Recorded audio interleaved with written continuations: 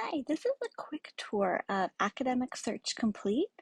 You can see here we've got three different search bars. We can even add more in if we have more keywords that we feel like can help make our results even more specific. But we're not going to worry about that too much right now. I want to really quickly direct you guys to some really important filters that can make your search a lot easier just from the start. The first thing we're going to do is select for full text, and this is going to help make sure that basically all the results that we get are things that we have full free access to through the library. So that's either going to be through a PDF most of the time or even just HTML. And we're also going to select for peer-reviewed because depending on what kind of scholarly articles we're looking for, we might definitely want only peer-reviewed ones. We can also look for publication date.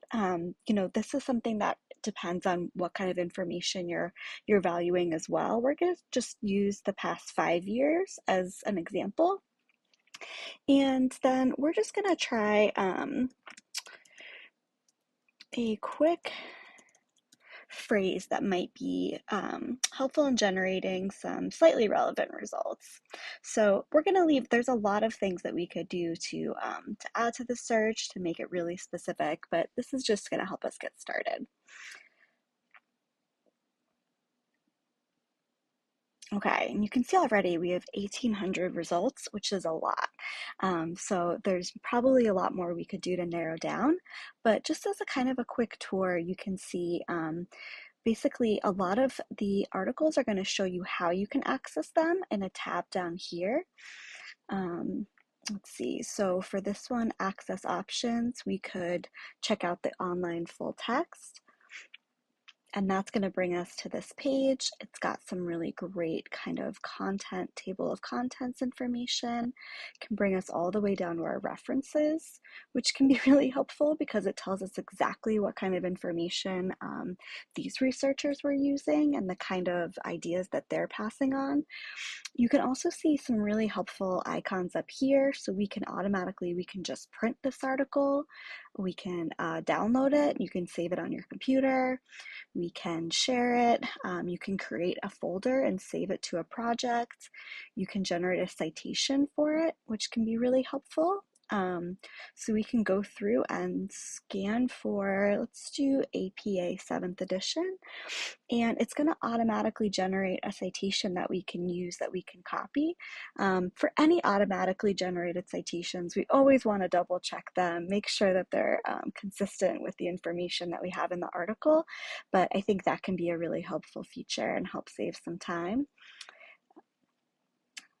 Go back to our results. So, you can see, depending on what you're looking for, some of these might be really helpful. Some of these might be, you want to go back and specify that you want experiments, with humans rather than animals, or that you're looking for certain kinds of, enzymes.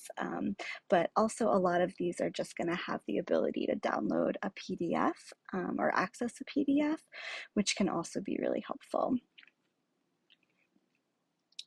And so that's kind of the basics for how to access a lot of these articles. You can also have the option to translate a lot of them, to have them speech to text read out loud in a lot of cases. And like I said, there's lots of different filters that you can play around with to kind of see what other ways you can get even more specific results. So for example, if you're looking for a really specific subject, you could try to enter that in there. But basically, there's a lot of different ways to just kind of play around and explore and use trial and error to make sure that you're getting results that are relevant and also exciting.